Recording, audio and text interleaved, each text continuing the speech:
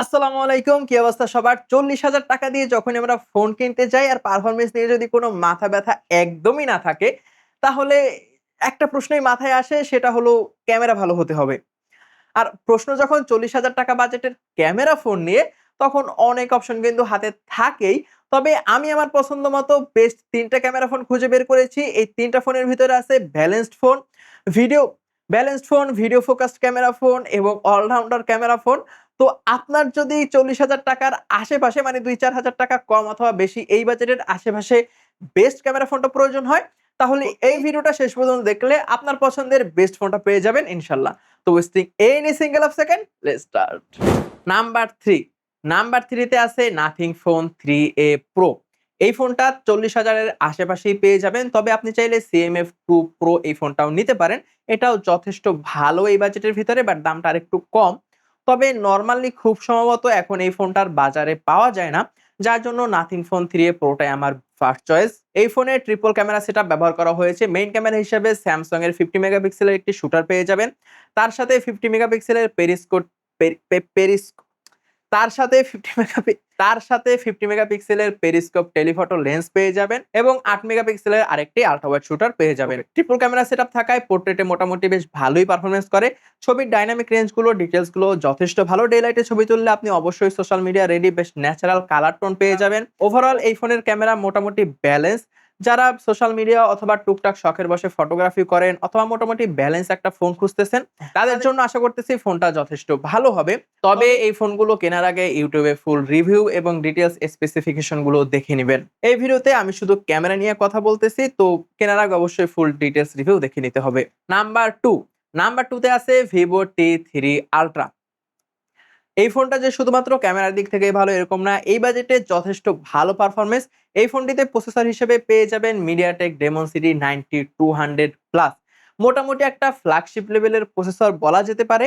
তো এই ফোনটার পারফরম্যান্সও কিন্তু যথেষ্ট ভালো। আর যদি ক্যামেরা কোয়ালিটির কথা বলি, তাহলে এখানে ট্রিপল ক্যামেরা সেটআপ না, ডুয়াল ক্যামেরা সেটআপ ব্যবহার করা হয়েছে। 50 মেগাপিক্সেলের সোনির সেন্সর ব্যবহার করা হয়েছে মেইন ক্যামেরা হিসেবে। তার সাথে 8 মেগাপিক্সেলের আল্ট্রা ওয়াইড শুটার কিন্তু পেয়ে যাবেন। আর সেলফি ক্যামেরা হিসেবেও 50 মেগাপিক্সেলের একটি শুটার কিন্তু পেয়ে যাবেন। তবে সবথেকে ভালো লাগার বিষয় হলো এই ফোনটিতে কিন্তু 60 এফপিএস পর্যন্ত ভিডিও রেকর্ড করা যায়। হ্যাঁ, অবশ্যই 4K, মানে মেইন এবং সেলফি ক্যামেরা দুটো থেকে আপ টু 60 এফপিএস পর্যন্ত 4K তে ভিডিও রেকর্ড করতে পারবেন।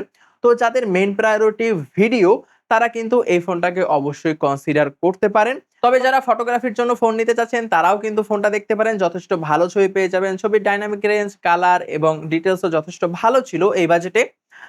তবে এটা মেইনলি ভিডিও ফোকাসড ক্যামেরা হিসেবে আমি কনসিডার করব। তো যাদের মেইন প্রায়োরিটি ভিডিও, তারা অবশ্যই ভিভোর এই ফোনটিকে ফার্স্ট চয়েসে রাখতে পারেন। তো ভিডিওটা যদি আপনাদের ভালো লেগে থাকে, তাহলে অবশ্যই একটা লাইক করে দিতে পারেন আর maybe consider subscribe. Thank you. Number 1, এক নম্বরে যে ফোনটা আছে, এই ফোনটা যদিও প্রায় 2 বছরেরও বেশি সময় আগে রিলিজ হয়েছে, তারপরও এখন পর্যন্ত আমি সহ আরো অনেকের ফেভারিট ফোন। কথায় আছে ওস্তাদের মায়ের শেষ রাইতে, এরকম টাইপের একটা ফোন। সেটা হলো Honor 200। হ্যাঁ, ঠিকই শুনতেছেন, Honor 200। এটা ৩০,০০০ এর আশেপাশে থাকলেও বর্তমানে দামটা প্রায় ৪০,০০০ ক্রস করে ফেলেছে। তবে ৪০,০০০ আপনি কিন্তু 512 জিবি যে ভেরিয়েন্টটা সেটা পাবেন। অবশ্যই চাইনিজটা মার্কেটে বেশি প্রচলিত।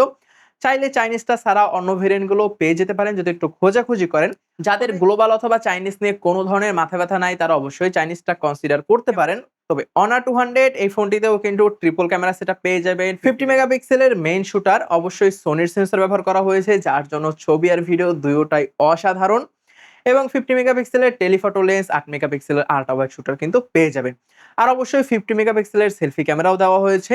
দুর্দান্ত একটা সেটআপ ব্যবহার করা হয়েছে এই ক্যামেরায়। ভিডিও, ফটো দুটোটাই অসাধারণ আসে।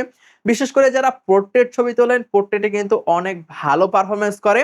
আর এটার কালার সায়েন্সও যথেষ্ট ভালো। একদম সোশ্যাল মিডিয়া রেডি ছবি কিন্তু এই ফোনটা থেকে আপনি অনায়াসেই পেয়ে যাবেন ইনশাআল্লাহ। তো যারা এখনো বেস্ট পারফরম্যান্স ওয়ালা একটা ক্যামেরা ফোন কিনতে চাচ্ছেন, বিশেষ করে পোর্ট্রেট ছবি তোলার জন্য, তারা কিন্তু অবশ্যই Honor 200 কে ফার্স্ট চয়েসে রাখতে পারেন। এবং এই ফোনটা থেকে কিন্তু 4K আপ টু 30 এফপিএস পর্যন্ত ভিডিও রেকর্ড করা যায় এবং সেলফি ক্যামেরায় কিন্তু 4K 30 এফপিএস পর্যন্ত ভিডিও রেকর্ডের সুবিধা পেয়ে যাবেন। তো 2 বছর আগের ফোন হলেও যাদের কোনো প্যারা নাই আর চাইনিজ ভেরিয়েন্ট হলেও যাদের কোনো সমস্যা নাই, তারা অবশ্যই Honor 200 কে চোখ বন্ধ করে কিনতে পারেন। আমার কয়েকটা ক্লোজ রিলেটিভ এই ফোনটা বর্তমান ব্যবহার করতেছে। সবার অভিজ্ঞতায় যথেষ্ট ভালো এই বাজেটের ভিতরে। তো আমার যদি কোনো ফোন পিক করতে হতো আমি অবশ্যই Honor 200 কে পিক করতাম। তো এই ভিডিওটা এ পর্যন্তই। আশা করি ভিডিওটা অনেক হেল্পফুল ছিল। তো নেক্সট কোন ভিডিও দেখতে চান? আর যদি কোনো প্রশ্ন থাকে কমেন্ট বক্সে অবশ্যই করতে পারেন। আমি রিপ্লাই এমনিতেই দিব না।